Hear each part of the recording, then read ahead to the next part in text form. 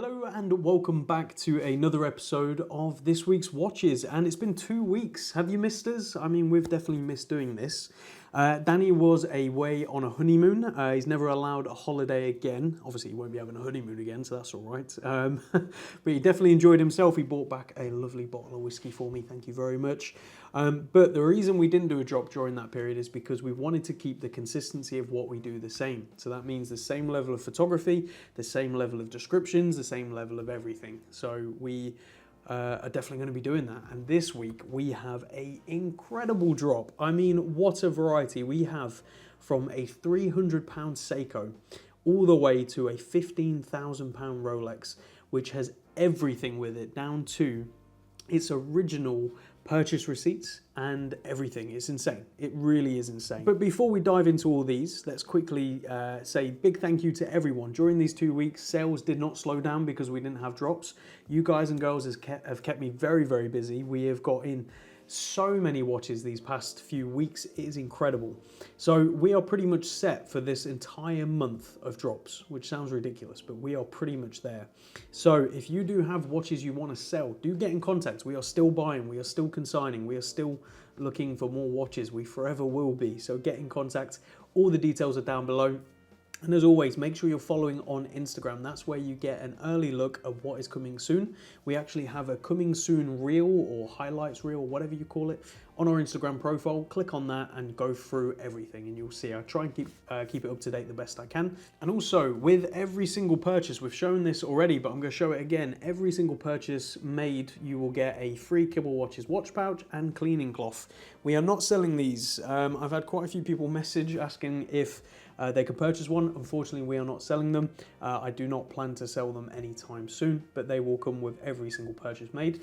And if you do want to just pick one up, we'll be giving some out for free just as people come up at the London Watch Show, which is in March. So make sure you got your tickets for that if you haven't already. And real quick, because I always forget, what's on wrist? I am wearing my personal Christopher Ward. This is the yellow. I mean, I absolutely love this watch. I've been wearing it a hell of a lot. It's on a bracelet. It just looks really good, really comfortable. A watch I do not have to worry about at all in any circumstances. And it ticks all the boxes for me personally. And we've got some watches in this drop that are going to do exactly that for you guys and girls, whether you're into full gold, over-engineered German manufacturing. Actually, no, that's next drop. I'm getting confused, but still, we've got some incredible watches in this drop, which I'm excited to get into.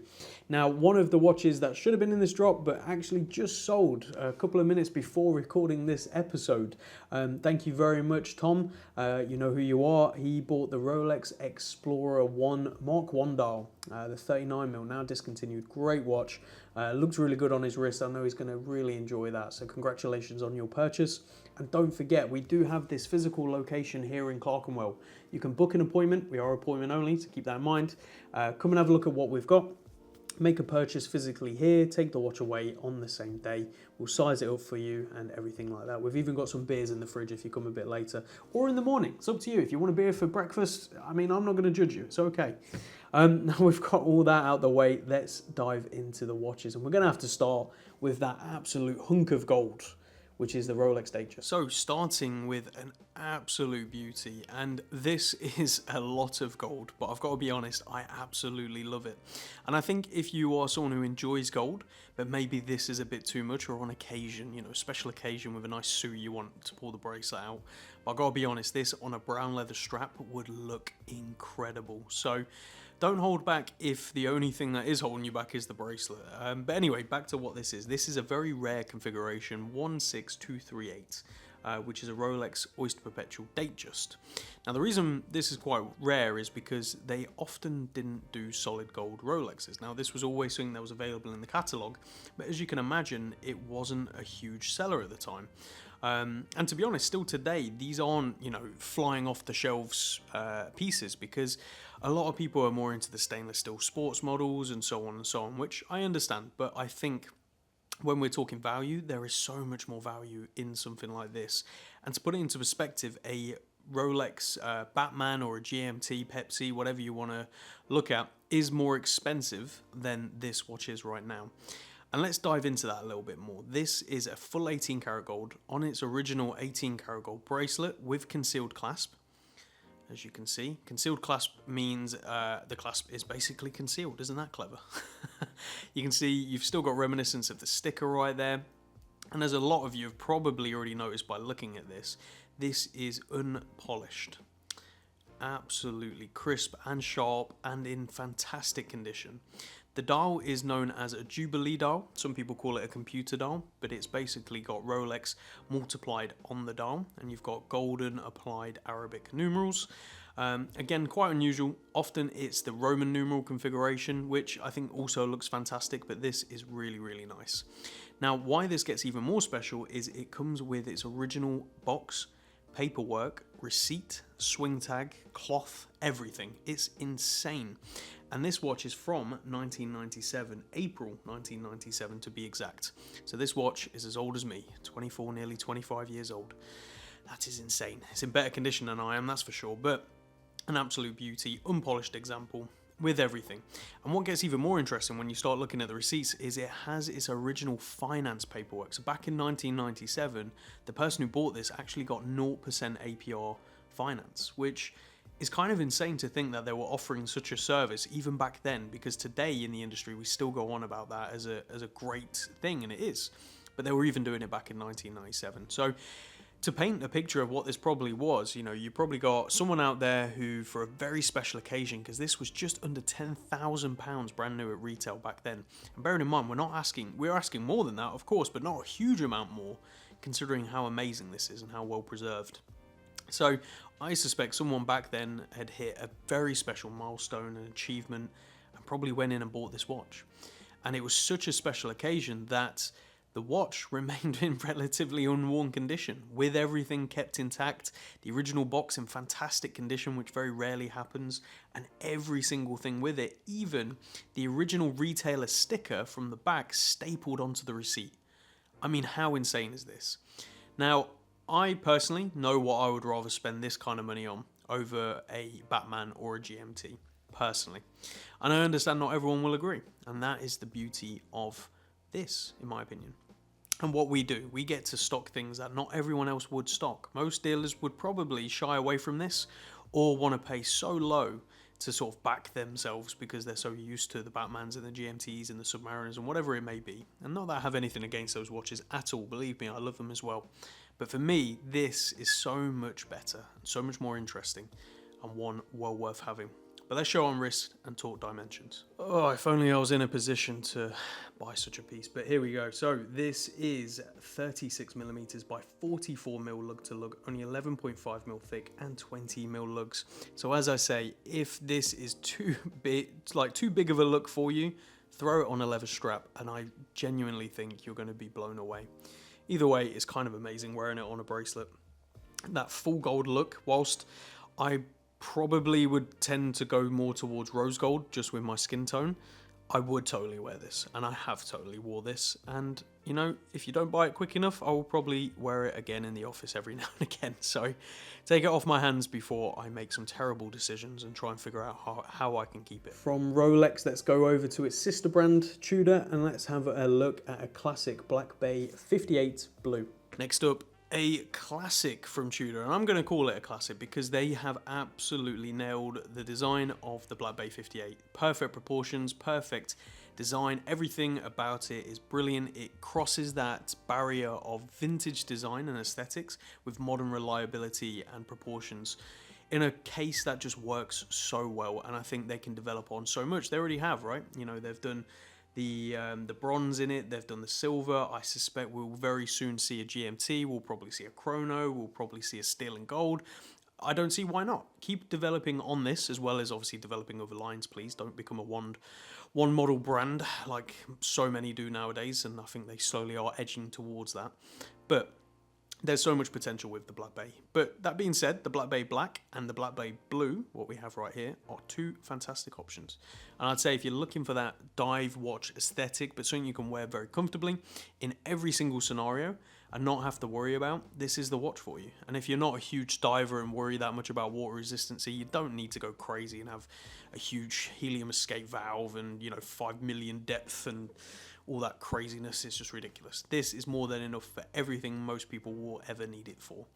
And this one is pretty much brand new, fully stickered, as you can see on all sides, case back, everything like that. It was sized for the customer out the shop, but hasn't been worn since. And this one is from July 2020. So it was actually probably, that would have made it, you know, a month or two after it first came out, if I'm not mistaken, which is really interesting to see. Full box papers, inside is automatic Tudor MT5402. As I say, it has got all of its links. It was sized for the customer. We can put all the links back in for you.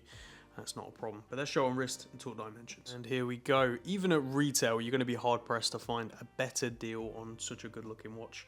39mm by 47.5mm, 12mm thick, and 20mm lugs. They have absolutely nailed the proportions. I have about a 7-inch wrist, and this looks perfect. I know people who have like 6-inch wrists who wear this and it looks great, and even bigger, 7.5, 8-inch, and it again still looks fantastic. They've really sort of nailed a universal design here. So go take this one, save yourself a bit of money on retail, and get yourself a brand new watch. The last Tudor on the table is one that offers an insane amount of value. Let's have a look at this Tudor Glamour Date+Day, not day-date. You've got to make sure you say it correctly. Let's have a look. So if you're in the market for a day-date and you really like the Rolex, but maybe can't afford or can't justify the prices that they are, I think the Tudor Glamour Date+Day is one you have to look at. At the end of the day, whilst it's not identical in design, and I'm glad it isn't, they definitely have designed a beautiful watch, and I think it stands very strong on its own. I don't think it's one of those watches where we can sit here and talk about the Rolex all day long and go, yeah, this is a great alternative. I really do think this stands on its own and doesn't sort of shy away by being its own watch and not just being a imitator or a more affordable version of. And this is apparent in the two-tone aspect. Obviously, the Day-Date you can't get in two-tone from Rolex, but you've got a solid 18-karat gold crown and bezel, and then on the bracelet you have a sleeve down the middle. Now this isn't solid 18-karat gold, it is, as I said, a gold sleeve basically. They call it capped. So there's essentially a bit of steel, and then it's got a big sleeve of gold around it. It's thicker than plating. It's more like what rolled gold used to be back in the day. It's more sort of consistent with that. But this is really gorgeous. Champagne dial, 39mm. We'll get on dimensions a little bit more in a minute.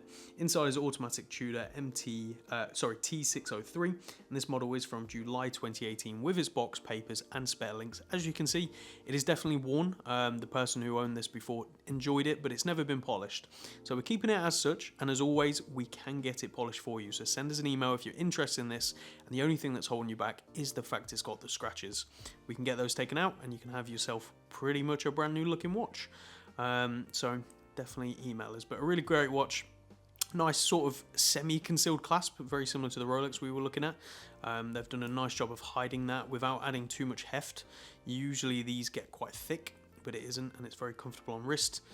Just a good looking watch. Champagne dial, two-tone, you know, it's got all the bells and whistles you come to expect. But let's show on wrist and talk dimensions. And here we go on wrist, a super comfortable, well-proportioned watch at 39mm by 47mm lug to lug, only 10.5mm thick, so it sits very, very low on the wrist and very comfortable. 21mm lugs, a little bit annoying there, but not the end of the world. You will be able to find a 21mm brown leather, which will look fantastic on this. But either way, you got the bracelet for a bit more of a sporty look, I guess. From there to a limited edition Seiko, which seems to have gone a bit crazy. I mean, it's kind of funny to see how some of the Seikos go absolutely mental and some don't do very well at all. But this is one that's definitely done very well. Let's take a closer look. So, over-engineered Seiko. Now, I will say this, over-engineered in the head of the watch. The bracelet, whilst not absolutely awful, it's definitely not amazing, so do keep that in mind. But when it comes to the actual head of this watch, it's ridiculous how good this is, and the movement inside and everything is just bonkers. But this is the SLA019J1, limited to 1,968 pieces total, and they sold out pretty quick. And it's kind of amazing to see the prices of these creep up. So as I said at the intro bit, quite a lot of these Seiko limited editions don't actually creep up as much as this one has. And I think the reason being this Marine Master lineup is just a cult classic. You know, people absolutely love them. They love the baby version, which we've had quite a few of, because again, value for money is huge. And this value for money for a true diver is definitely there. So this is kind of the opposite of what I was talking about with the Black Bay Blue. That has everything you need just for everyday life. This has everything you need for everyday life, plus the circumstances of true divers that most of us will never ever experience. So you've got all that going with it, and that's what the Prospex line is all about. It's a true tool watch with aesthetically pleasing design. That's how I like to look at this range. Now inside here is the automatic Seiko caliber 8L35. This one is, as you can see, essentially brand new, fully stickered, full box and papers from August 2018, and it hasn't been worn other than for our photos and what I'm about to do to put it on wrist. I have to make those points, otherwise people go, you can't call it unworn, you put it on. Shut up, honestly, you know what we mean. But absolutely fantastic, really vibrant green. Can we call it the Seiko Hawk, or is that a disrespect to the Seiko? Who knows, but let's put it on wrist and talk dimensions. So I just put this on and I went, wow, because of how big it is. Like, that is a brick. But that being said, once that is sized, it actually is super wearable. So as I've said, I have about a 7-inch wrist, and this just slopes around the wrist really nice. It's actually quite surprising. But then again, it shouldn't be surprising, because I say it all the time, Seiko know how to do wrist ergonomics. They know how to make a watch, no matter how big, fit the wrist really, really well. And this is a true example of that. Especially at 44mm, but as I always say, 50mm lug to lug. This is exactly 50mm. It's almost like they listen to me. 15mm thick, so it is a beast when it comes to thickness, but a lot of that is in that bezel, as you can see right there, and 20mm lugs, and it does come with an unworn rubber strap as well in the box that it usually comes with. So you've got that option if you're not a fan of the bracelet, or if you just want to keep the bracelet brand new. I know a lot of collectors like to do that. So go check this one out on the website. Let's stick to Seiko whilst we're on it, and let's have a closer look at a 1964 Olympic mono pusher. I love this watch. This is one we actually had before, and this is still the best example I have ever seen personally. So if you've been after one of these and you're looking for condition, which should be the most important thing with vintage, this is the one for you. Let's have a closer look. So one, as I said, I believe I said in the intro anyway, one I was fortunate enough to have sold in the past, and it was then the best example I have seen of this reference. And it still is today the best example of this reference I have seen. Now, I've been fortunate enough to actually have sourced two in between this time for customers after them seeing this one, which they probably wish they had waited and got this one. So I apologise to you guys out there. And then I've seen a couple of different fairs and things like that, and this is still the best one I have seen. That case is superb. That dial is clean. This is just a lovely example. So this is known as the Olympic mono pusher chronograph. You have the mono pusher over here, 1 minute chronograph, start, stop, and reset. So kind of like the chrono stop and, you know, many other watches that have this 1 minute chrono. Apart from this one is from December 1964, and it was for the Olympics, I want to say Japanese Olympics. I can't remember exactly, but there is an Olympic model which actually has the Olympic symbol on the back, whereas this one doesn't. It has the seahorse, a bit faint, but you can still see it. So there are two versions, and this one is the sort of more domestic model, but absolutely gorgeous nonetheless. Quick set date as well. The reference to this one is 5717-8990, which means it's a manually wound Seiko caliber 5717. But let's show on wrist and talk dimensions. And here it is on wrist. So this is a period correct bracelet, as you can see, fitted ends. It's very difficult. There's a lot of differing opinions on these bracelets, whether they're correct Seiko bracelets or not. One thing that's for sure is it's period correct, it's fitted, it just isn't signed Seiko. I personally think it is a Seiko bracelet because I've seen Seiko bracelets in the past that aren't signed Seiko, but are perfectly fitted to the watch. As you can see, look at that end link. This definitely was made for this watch in my opinion. So that's my opinion. That's my stance on it. 38mm by 45mm lug to lug. Really beautiful proportions for 60s. 12.5mm thick and 18mm lug. So if you're not a big fan of this bracelet, or it doesn't fit you because we don't have spare links, so that's something to keep in mind. You can see where that is on my wrist. A leather strap does look fantastic on this, especially like a creamy suede. I believe that's actually what we had it photographed on, as well as the bracelet the last time we had it, because it just looks so good. But one definitely worth checking out if you're in the market for something as beautiful as this. From a timeless vintage classic to a cult classic, the Alpinist Green. Let's have a closer look at this one. So it's time for an Alpinist, a cult classic from Seiko. Whether you like it or not, you've probably gravitated towards it at some point, probably owned one or considered owning one. That's the truth of it, myself included. I stand on the fence of I'm not a huge fan of the Alpinist, but I can see why people are. It's a good looking watch. That green and gold works really well. You've got the inner rotating bezel. it's a good watch. I get it. Now, what I would say is if you are buying this watch, this is the original Seiko bracelet. It's terrible. Keep it in the box and put something else on it, as the previous owner probably did, because the watch is worn, but the strap is pretty much nearly unworn. So I'd recommend following suit, because they're terrible. Seiko know how to build a watch. They don't have a clue how to build a strap or bracelet for the most part. But really, really great design, good looking watch, and a cult classic. These have definitely creeped up in price. I remember the days where you could get one of these for around like 150, 200 quid. It's ridiculous. Those days are long gone. So the reference to this is the Saab 017. A lot of you already know that. Inside here is the automatic Seiko 6R15, which is hacking and hand winding, which is very, very convenient. And I believe this would have been one of the first models where they started using this caliber, if not introduced this caliber with. Could be wrong with that, but I believe that was part of the process of what made this so special. Cathedral style hands, which, you know, you either love or you don't. I'm personally not a huge fan of them with this design. It just doesn't sort of make sense to me personally. But I know a lot of people out there absolutely love it. And this one is circa August 2007, so it's a very early reference.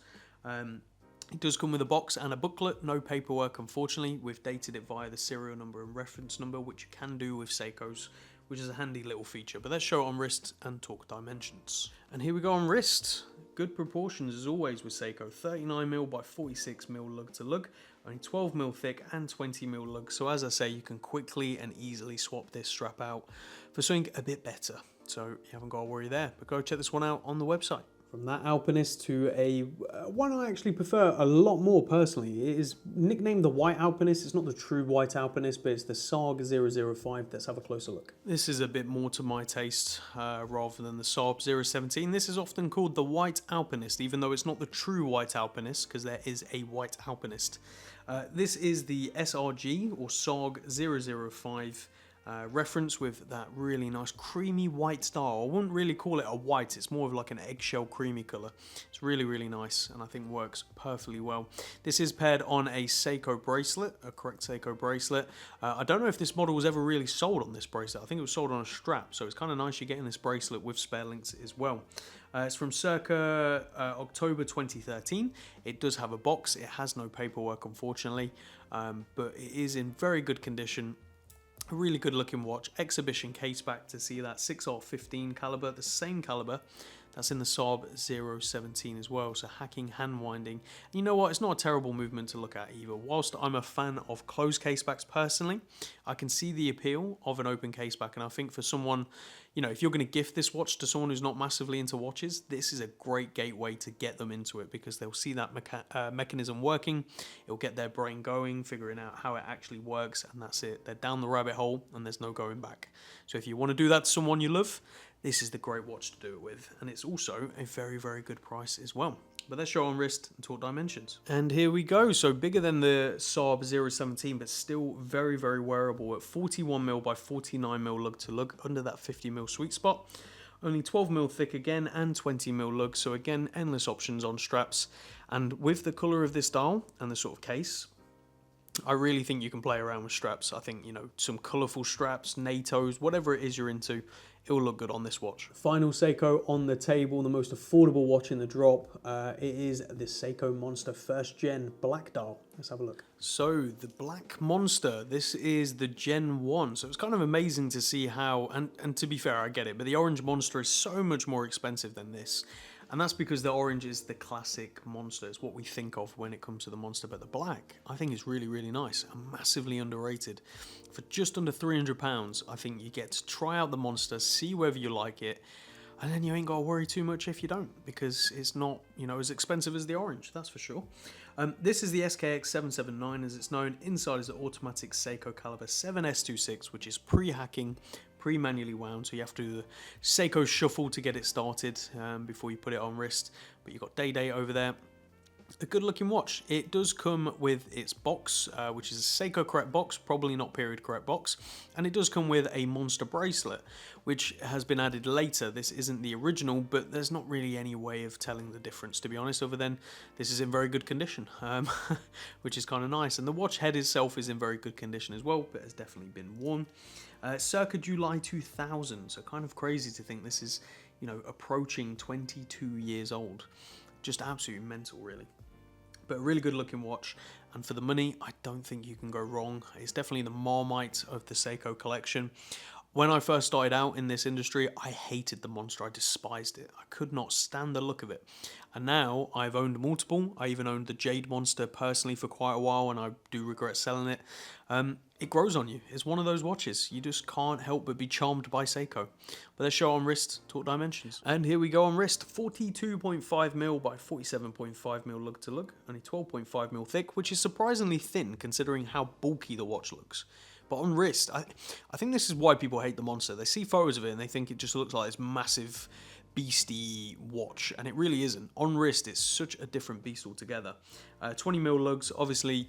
The bracelet, I'd recommend just sticking with the bracelet. They do this rubber strap that flares out. I think it's horrible, personally. But the bracelet is really good, really comfortable, and it works. It works with the design. So go pick this one up for an absolute bargain, and treat yourself. From there, we're getting close to the end, and we've got 3 incredible watches still to look at. Let's have a look at one of the newest releases from Ming. This is the 1709 in blue. Now on to the Ming. This is the 1709, one of the latest ones from Ming, and that dial is incredible.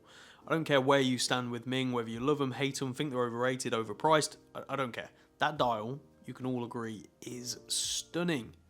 Wow. Ming know what they're doing when it comes to the design, there's no question about it. Case is fantastic, really good looking watch. As you can see, this is brand new, unworn, from January 2022.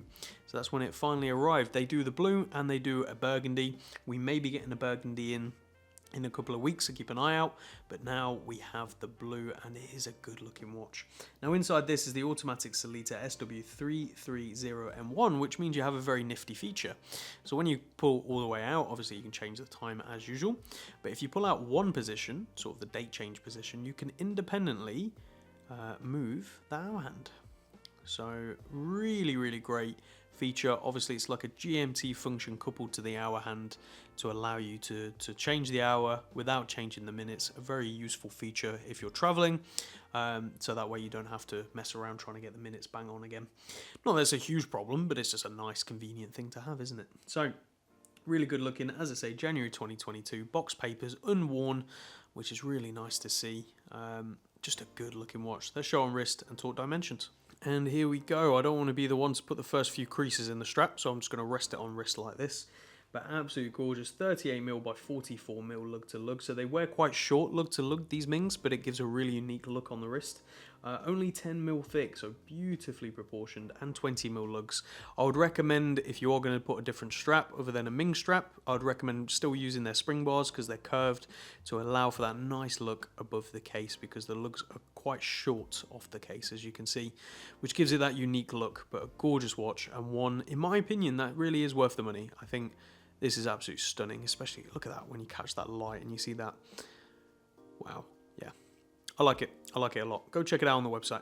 From that to another watch, which is definitely one of my favorites on the table. I think it offers a huge amount of value for the money, and that is this Longines Heritage chrono. Let's have a close look. Next up is a hidden gem from the Longines lineup, and the reason I say that is this is an older model of the Heritage range. So this is the Heritage 1973 chronograph. Absolutely beautiful. And if Longines, this is my opinion, if Longines released this today, it would actually get a much bigger attention than it did back when this was released. So to give you some perspective, this is from November 2014. Now, watches have always been popular among people who like watches, but 2014 and 2022, very different times for the watch market. I think if Longines released this today, a lot more people would swarm towards it than they probably did back then. Because I don't think this flew off the shelves, believe it or not, even though it's absolutely gorgeous, that sort of cushion case design. As you get from the name, 1973, based on a model from 1973. You've got that panda-esque dial, really gorgeous. The only thing that lets it down, and often this is always the case with these models, is the date. You know, I don't mind a date, but just put it in a better position, like down at 6 or something. But it's not the end of the world. You can look past it. Condition of this one is insanely good. the gentleman who owned this before clearly wore it sparingly and very, very, very well looked after it. You can see it's got its original strap, which is also in fantastic condition. You can see an extra hole has been punched in the strap just to get a better fit for the previous owner. Not the end of the world, you'll probably find it helps actually fit your wrist a bit better as well. But exhibition case back right there, and that is the column wheel. Longines caliber L688. You can see the column wheel right there, and let's actually show how that operates. So you can see start, stop, and reset. So you can see the column wheel working away. That's the blue disc right there. Very interesting, as I say, from November 2014.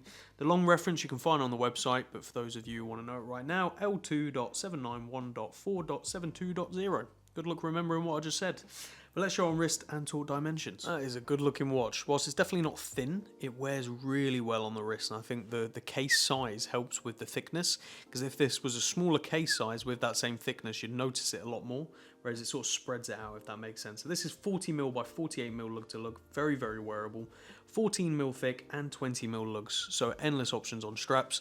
A brown suede, as always with me, that is what I would put on this personally, and I think it would look incredible. So go check this one out on the website and get yourself a bargain for such a great watch. And last but by no means least, another limited edition watch, and this time the Rado, and it's a mid-size at about 37mm. It is fantastic, it looks amazing, and it's based on the Captain Cook. So let's have a closer look. So a little gem hidden from Rado. The Captain Cook, a range from, I believe, the late 60s, early 70s, I could be wrong, might be 70s, but their dive style watch. It featured a concaved bezel, as you can see here, very similar to the Breitling Super Ocean of its day. But a very good looking watch. This is pretty much their re-edition to it. They resisted the urge, even though they did do it in a different model, but with this one they resisted the urge to go super beefy and just like ruin everything with all the modern stuff. They kept it very traditional sizing, and just a good looking watch. You can see this one again, super fantastic condition. Sticker's still there, strap very lightly worn. Yeah, it's just a good looking watch, really nice bezel. It really plays with the light because of that concave bezel and that super dome sapphire crystal, and the colour of that dial. It is a spectacle to watch on wrist. So inside here is the automatic Rado caliber R763, and this one is from May 2018 with its full box and paperwork. It is a limited edition as well, so you've got all that going for it as well. But let's show on wrist and talk dimensions. And here we go on wrist. So this is where the true proportions of this watch really shine at 37 by 42.5mm, only 11mm thick, and that's including that heavily domed crystal, so it sits super low on the wrist.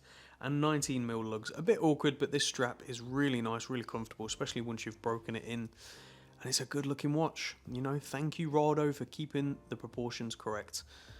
And yeah, go pick this one up. So there you have it, guys and girls. That is this week's drop, minus a couple actually. We did actually have a Harrods as well, and another Black Bay Blue, which we sold, but we very quickly replaced with this one. So thank you to the purchaser who actually bought both of them.